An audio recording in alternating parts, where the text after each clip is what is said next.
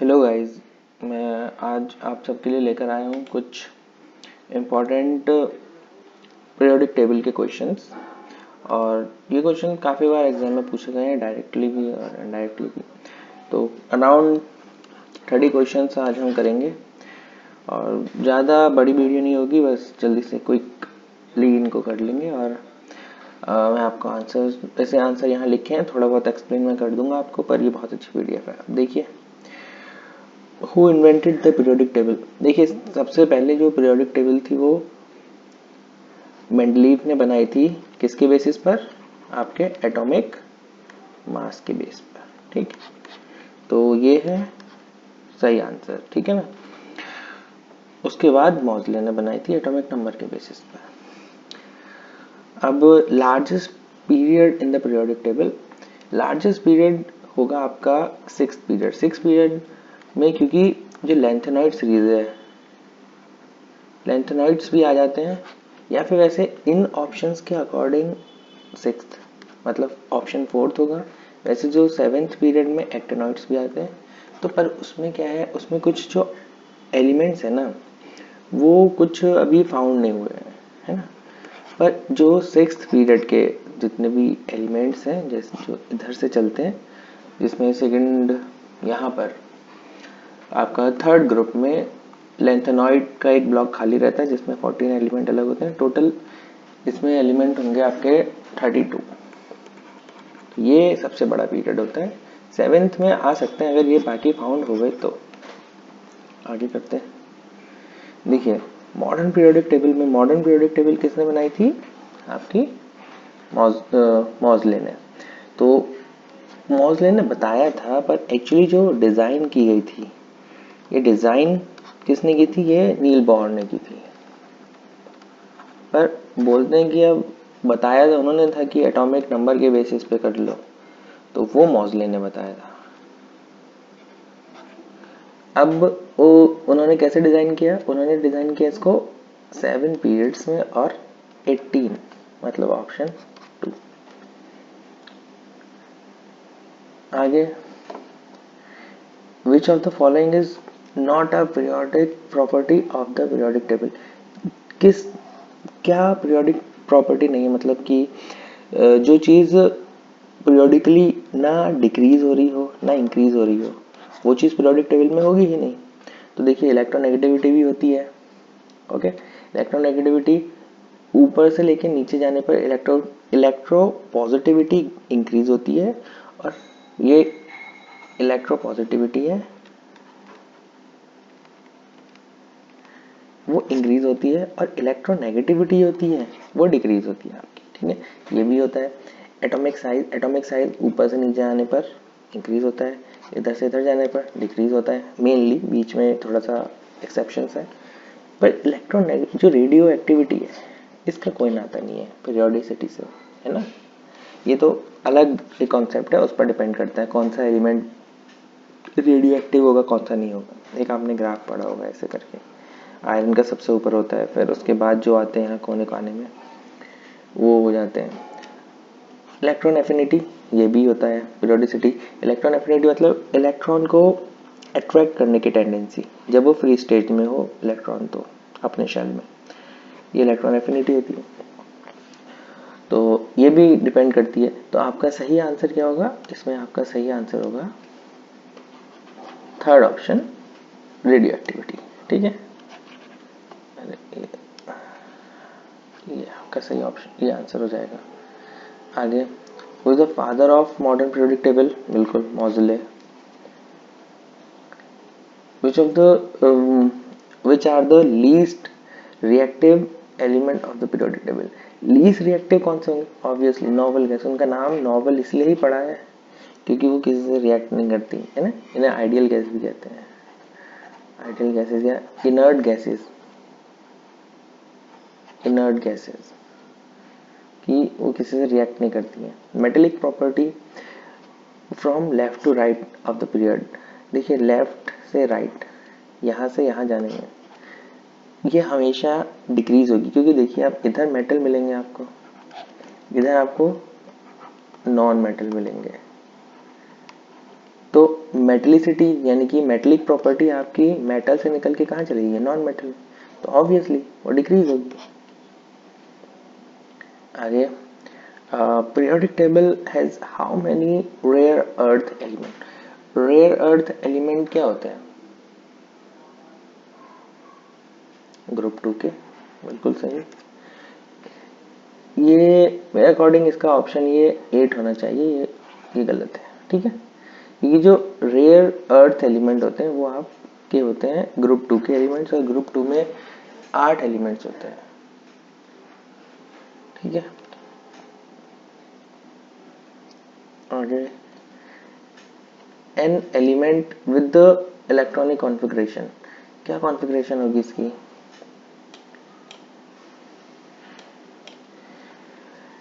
ये है 2 + 8 + 3, ये क्या 13, तो 13 इलेक्ट्रॉनिक कॉन्फ़िगरेशन वाला है। स्टार्टिंग में आपको पता है कि जितनी इलेक्ट्रॉनिक कॉन्फ़िगरेशन है उतने में हो जाएगा स्टार्टिंग में, ओके। ये आपका काम कर सकता है 20 तक, 18 तक ये ट्रिक काम कर जाती है, ठीक है ना। उसके बाद जो कॉन्फ़िगरेशन है उसको सही से लगाना पड़ेगा, 2 8 8 2 ऐसे करके ये 20 तक है।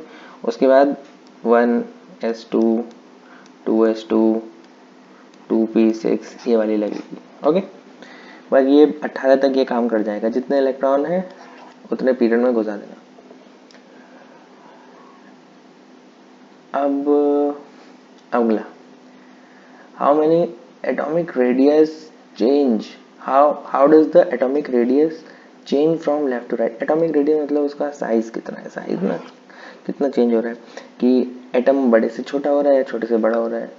अब ये होता है, ये भी डिक्रीज होता है, लेफ्ट से राइट जाने में ये डिक्रीज होता है। क्यों, क्योंकि क्या होता है, आपके नंबर ऑफ इलेक्ट्रॉन्स इंक्रीज होते रहते हैं आउटर शेल में, और अंदर जो होते हैं आपके प्रोटॉन वो भी इंक्रीज होते रहते हैं, और जैसे जैसे ये इंक्रीज होते रहते हैं ये इसको अपने पास खींचता रहता है। तो अब जितना ज़्यादा अट्रैक्शन होगा उतना रेडियस कम होता जाएगा, तो इसलिए ये होता है डिक्रीज। आगे, in a modern periodic table while moving left to right across a period the metallic character, ये तो सेम क्वेश्चन आ गया।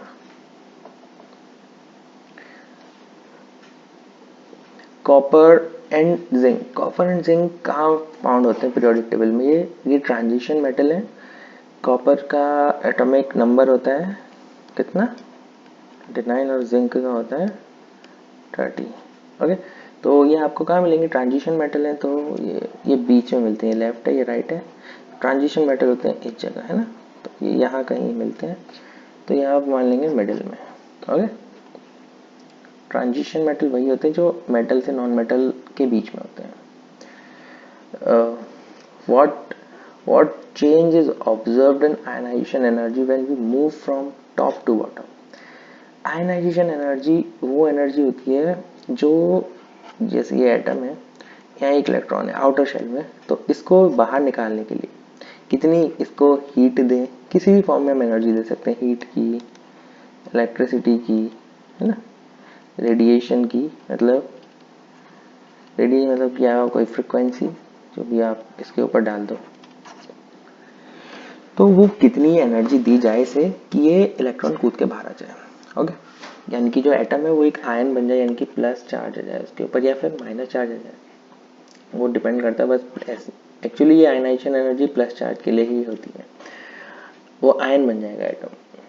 तो कितनी जाएगी वो डिपेंड करता है साइज पर। अब देखिए, top to bottom, top to bottom मैंने बताया था आपका साइज जो होता है वो आपका होगा इंक्रीज, क्योंकि आउटर नंबर ऑफ शेल में इलेक्ट्रॉन सेम है, जो ग्रुप वाइज होता है उसमें सेम होता है, पर और आपका साइज जाता है बड़ा, तो पुल सेम है पर साइज, नंबर ऑफ इलेक्ट्रॉन बढ़ते जा रहे हैं, मतलब इनके बीचों में और शेल आते जा रहे हैं, और जो आउटर पुल है वो सेम है, तो इसलिए क्या होगा, इसलिए top to bottom size increase हो जाता है, top to bottom size increase होता है। अब आप खुद ही सोचिए,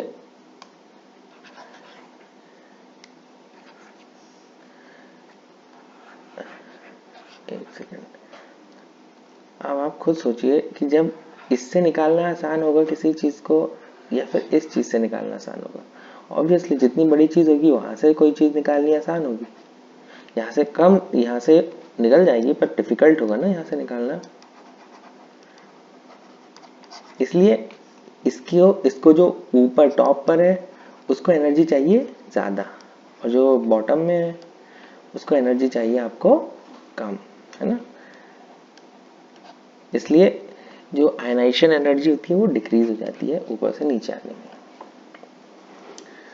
what is the change in electronegativity when we move from top to bottom?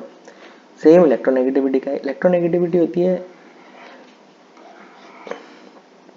कि आपकी ये बॉन्डिंग है, आपस में कोवेलेंट बॉन्ड है, इसमें कौन सा एटम उस इलेक्ट्रॉन पेयर को अपने पास कितना खींचता है, ये होती है आपकी इलेक्ट्रोनेगेटिविटी। इलेक्ट्रोनेगेटिविटी भी ऑब्वियसली जब मैंने बताया ऊपर से नीचे जाने में साइज इंक्रीज हो जाता है। अब ये ज़्यादा पावरफुली नहीं खींच पाएगा as compare to the small one, तो ऑब्वियसली इलेक्ट्रोनेगेटिविटी भी ऊपर से नीचे जाने में क्या होगी, डिक्रीज होगी। ठीक है ना। अब एक छोटे स्टेट से पैसा निकालना वो ज़्यादा पावरफुल है क्योंकि वो छोटा है, ये बड़ा है, ये इतना इजीली किसी अपने आउटर शेल में प्रेजेंट इलेक्ट्रॉन को अपनी तरफ नहीं खींच पाएगा। बोला how many elements are present in Mendeleev's periodic table, ये रटने का क्वेश्चन है, तब तक इतने ही मिल पाए थे 63, इतने ही प्रेजेंट थे सबसे पहले जो पीरियोडिक टेबल बनाई थी उन्होंने एटॉमिक मास के बेस पर। द जर्नल एटॉमिक कॉन्फ़िगरेशन अभी बता रहा था मैं आपको 1s2 2s2 वाली, तो यहाँ पे ns2 np6, n मतलब आपका होता है ऑर्बिटल, प्रिंसिपल ऑर्बिटल। ओके, अब वो पूछ रहे हैं आपको कौन से ग्रुप में होते हैं, ये बताने को मैं बता सकता हूँ, और सॉरी ये 3 है।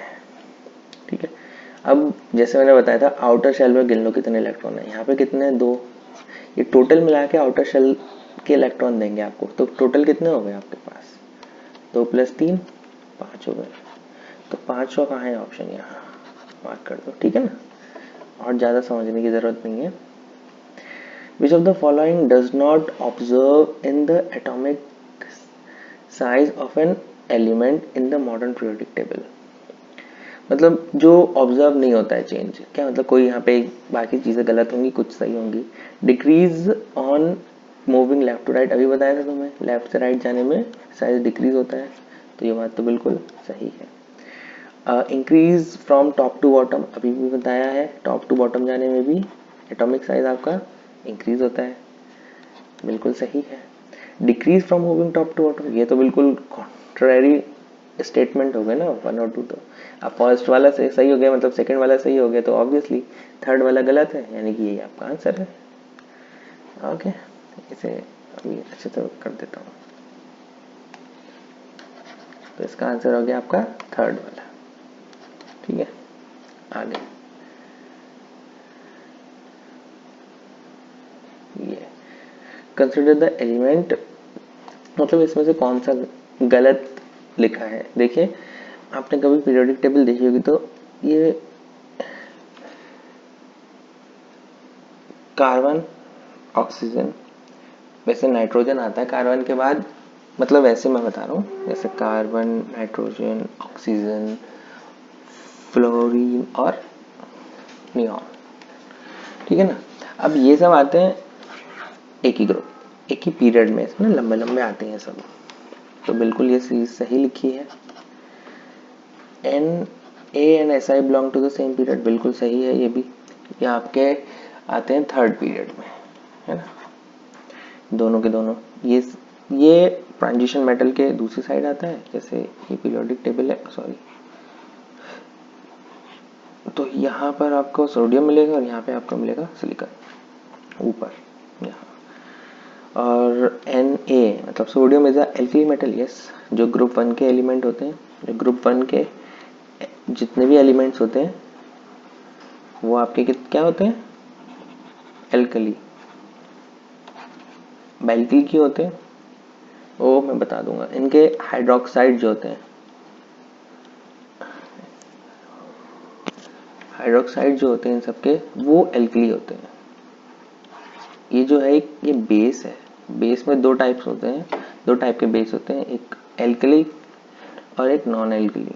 तो जो भी ग्रुप 1 के मेटल्स हैं उनका हाइड्रोक्साइड, ये यहाँ लिखना भूल गया, हाइड्रोक्साइड जो होता है वो एक एल्कली बेस होता है, मतलब है बेस पर एल्कली, जैसे ऐसे समझ सकते हैं ये पूरा एक गोला बेस है तो इसके अंदर छोटा सा एल्कली होता है। ये वाटर सॉल्युबल जो बेसिस होते हैं उनको एल्कली कहते हैं। ठीक है, आगे। तो हाँ ये सब सही है, तो इसमें जो गलत है वो स्टेटमेंट ये है, ये दोनों सेम पीरियड को नहीं सेम ग्रुप को बिलोंग करते हैं, और ग्रुप नंबर 6। ओके, मतलब ये पहले का ग्रुप नंबर 6 है, वैसे आप कह सकते हो, sorry group number, apology 6 atomic number होता है कार्बन का, ये ग्रुप 14 को बिलोंग करते हैं। Okay, which halogen exist in liquid form, halogen होता है ग्रुप 17, इसमें है फ्लोरीन क्लोरीन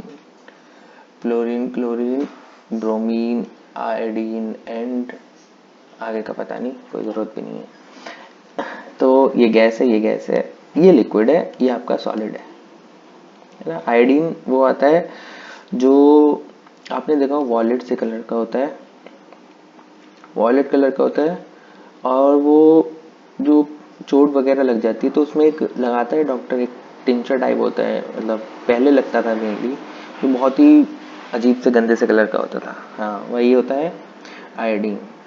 आयोडीन में एंटीसेप्टिक प्रॉपर्टीज हैं, तो जो है ब्रोमीन इसका आंसर है, जो लिक्विड फॉर्म में होता है। विच of the following element is blue in colour, देखिए कॉपर का कलर सबको पता है, मैग्नीज ये वाइट सा होता है, जिंक भी हल्का, मतलब कैसे ग्रे वाइट मान सकते हैं, तो कुछ है नहीं ऐसा कोई जो ब्लू कलर का होगा। वैसे जो लिक्विड ऑक्सीजन जो होती है ना वो ग्रीनिश ब्लू कलर की होती है, ब्लू, ये आप याद रख सकते हैं, liquid oxygen. Okay, who among the following discovered electron, सबको पता है जे थॉमसन 1879, इन्हें नोबेल प्राइज भी मिला था, किसके लिए, डिस्कवरी ऑफ इलेक्ट्रॉन के लिए। और atomic number of the atom gives the number of which of the following, जो एटॉमिक नंबर होता है ना, एटॉमिक नंबर आपको बताता है नंबर ऑफ प्रोटॉन्स।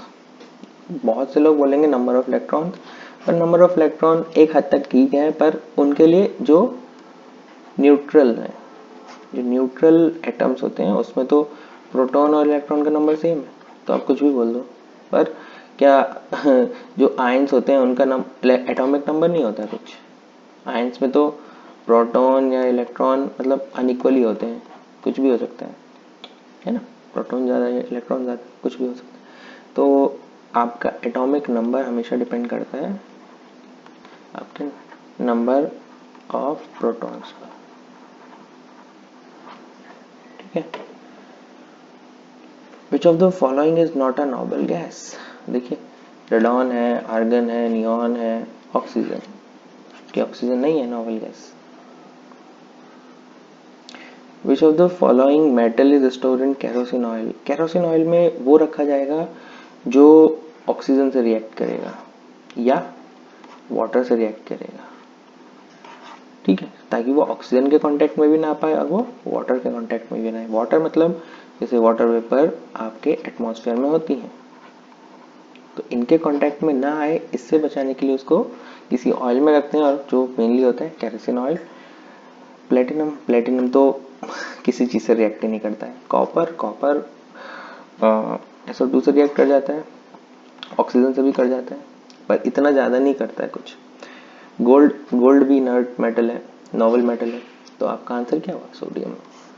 सोडियम का इतना सा पीस भी आप लोगे और ये एक्सपोज हो जाता है एयर में, तो इसमें लग जाती है आग। ओके, इसमें आग लग जाती है, काफ़ी अच्छी, और ये ऐसे भागा भागा फिरता है।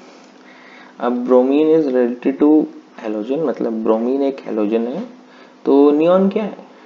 भाई नियॉन एक इनर्ट गैस है, ऑब्वियसली, अभी तो पढ़ा है ऊपर। Some metals are used to manufacture coins. among the metal which are used which are called coinage metals. coinage अब मेनली कॉइन्स ही चलते थे, मतलब नोट जो आपकी पेपर करेंसी है, पेपर करेंसी नहीं थी, ये नहीं थी। क्या चलता था? देखिए, आपके गोल्ड के कॉइन होते थे, सिल्वर के कॉइन होते थे, कॉपर के कॉइन होते थे, है ना? तो बस गोल्ड, सिल्वर, कॉपर, ये आपका आंसर हो गया। Which of the following inert gas is substituted for nitrogen in air used by substituted by for nitrogen in air used by। देखिए, जब जो ऑक्सीजन सिलेंडर होता है ना, वो उसमें सिर्फ ऑक्सीजन नहीं होती है, प्योर ऑक्सीजन नहीं होती है उसमें, है ना? प्योर ऑक्सीजन नहीं होती है। जो डाइवर्स यूज करते हैं उनके लिए, वैसे मेडिकली होती है, मेडिकल वाले जो हॉस्पिटल में मेडिकल ऑक्सीजन होती है उसमें प्योर ऑक्सीजन होती है, पर जो डाइवर्स यूज करते हैं उसमें नहीं होती। उसका एक रीज़न है, अब मैं रीज़न बता देता हूँ आपको। जब डाइवर होता है, एक डाइवर, जैसे ये वाटर लेवल है, वो यहाँ है, आदमी वो यहाँ है, इसने ऑक्सीजन पहनी है। अब इसके ऊपर क्या होगा, इतना सारा वाटर इसके ऊपर प्रेशर लगाएगा, क्योंकि वाटर हमेशा अपनी हाइट के इक्वल प्रेशर लगाता है ना? उसको सरफेस एरिया और किसी से मतलब नहीं होता, हाइट कितना ऊपर है। तो मान लो वो 10 मीटर नीचे है, तो क्या होगा, इसके ब्लड पर प्रेशर पड़ेगा, पूरी बॉडी पर प्रेशर पड़ेगा, और उस वजह से इसकी जो ब्लड के अंदर ऑक्सीजन या फिर जो भी गैस ये इनहेल कर रहा है, उसको एब्जॉर्ब करने की टेंडेंसी ना बहुत बढ़ जाएगी। और उस वजह से क्या होता है, जब ये बाहर आएगा हवा में, तब इसके ऊपर प्रेशर हो जाएगा, मतलब एटमॉस्फेरिक प्रेशर रहेगा बस। तो ये जो एक्स्ट्रा प्रेशर लगा था वाटर का, ये प्रेशर हो जाएगा आपका ख़त्म।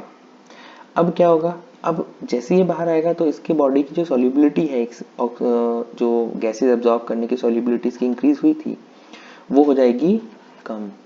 और जो भी इसने गैस एब्जॉर्ब की थी, इसके ब्लड ने जो भी एक्स्ट्रा गैस इसने एब्जॉर्ब कर ली थी, जब ये 10 मीटर नीचे था या फिर जो भी, तो वो एकदम से इसके ना बाहर आने लगेगी ब्लड से, और वो लंग्स से नहीं आएगी बाहर, वो ब्लड में ही बाहर आने लगेंगी, बबल्स बन जाएंगे, और वो बबल्स होते हैं बहुत ही डेंजरस।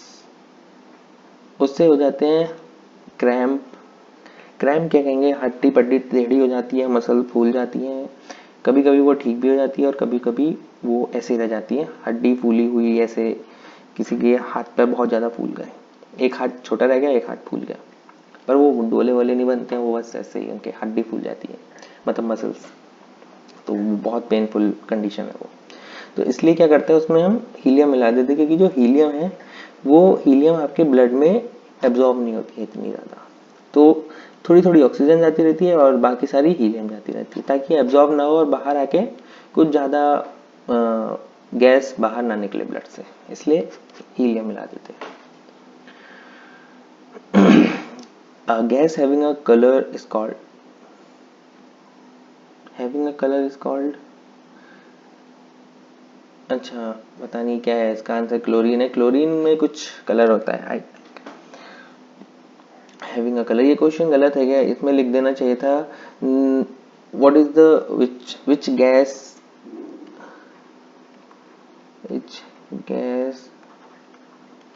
हैज सम कलर, ये ज़्यादा अच्छा क्वेश्चन था। क्लोरीन, ये सब कलरलेस है, hydrogen, oxygen.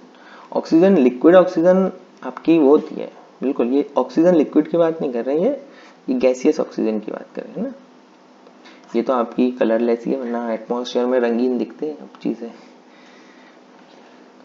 Amongst the following element which have the largest atomic size. Obviously इन देखिए नीचे जाते वक्त इंक्रीज होता है, इधर को जाते वक्त डिक्रीज होता है. आप पीरियोडिक टेबल देखिएगा, लिथियम आता है, फिर सोडियम आता है, और फिर आता है आपका यहाँ आता है मैग्नीशियम, और आता है फिर आता है आपका यहाँ मान लीजिए फॉस्फोरस. तो देखिए यहाँ को इंक्रीज हुआ तो लिथियम से ज़्यादा सोडियम का, बढ़िया, सोडियम अभी ऊपर चल रहा है. फिर मैग्नीशियम का तो कम होगा ना, अभी भी सोडियम का ज़्यादा चल रहा है. इधर जाके तो और कम हो गया है, तो अभी भी सोडियम का ज़्यादा चल रहा है. तो इन सब में सोडियम का सबसे ज़्यादा है. ओके, और वैसे कहें तो वैसे सीजियम का या फिर फ्रांसियम का, इसका सबसे ज़्यादा होता है. ये ग्रुप 1 के बिल्कुल बॉटम में होते हैं. यहाँ पे होता है सीजियम और फ्रांसियम. ठीक है, फ्रांसियम रेडियो एक्टिव है, सीजियम नहीं. सीजियम सबसे best photo electric effect show करता है. फोटो इलेक्ट्रिक इफेक्ट वो होता है जब किसी मेटल की सरफेस पर रेज आती हैं और उससे इलेक्ट्रॉन भाग जाते हैं. फोटो इलेक्ट्रिक इफेक्ट के लिए आइंस्टाइन को नोबेल प्राइज मिला था, ना कि थ्योरी ऑफ रिलेटिविटी के लिए. फोटो इलेक्ट्रिक इफेक्ट के लिए उन्हें मिला था Nobel prize. Which metal melts in the palm. तो ये गैलियम होता है. अब याद रख सकते हैं इसका मेल्टिंग पॉइंट काफ़ी कम होता है. ये तो सॉलिड है, ये भी सॉलिड है. मैग्नीशियम पोटेशियम भी सॉलिड है, मतलब सॉलिड नहीं है, अमॉर्फस होता है पोटेशियम, क्योंकि कैसे बताऊँ, गंधक पोटाश देखा है जो कभी कभी दिवाली पे या फिर कहीं यूज़ करते हैं पटाखों में, वैसा होता है. तो सॉलिड टाइप होता है, नहीं पिघलेगा ऐसे. गैलियम है, गैलियम आपका मिलेगा नॉन मेटल की तरफ. नॉन मेटल होता है, नॉन मेटल. ठीक है, तो ये पिघल जाता है इसका क्योंकि मेल्टिंग पॉइंट काफ़ी कम है. Who is credited with the discovery of novel gases? ये है William Ramsay, sir William Ramsay बोल सकते हैं. 1892 चार नोबेल गैसेस इन्होंने डिस्कवर की थी, हीलियम और रेडियम को छोड़कर. रेडियम नहीं, रेडॉन, आर्गन, अपोलॉजी, इनको छोड़कर जितनी भी है वो इन्होंने डिस्कवर की थी, जैसे नियॉन, आर्गन, क्रिप्टॉन, ज़ेनॉन. वैसे इनका इससे अच्छा ये याद रख लीजिएगा, हीलियम और रेडॉन इन्होंने नहीं की थे डिस्कवर, और इनको नोबेल प्राइज मिला था विलियम रैमसे को 1904 for the discovery of noble gases. William Ramsay.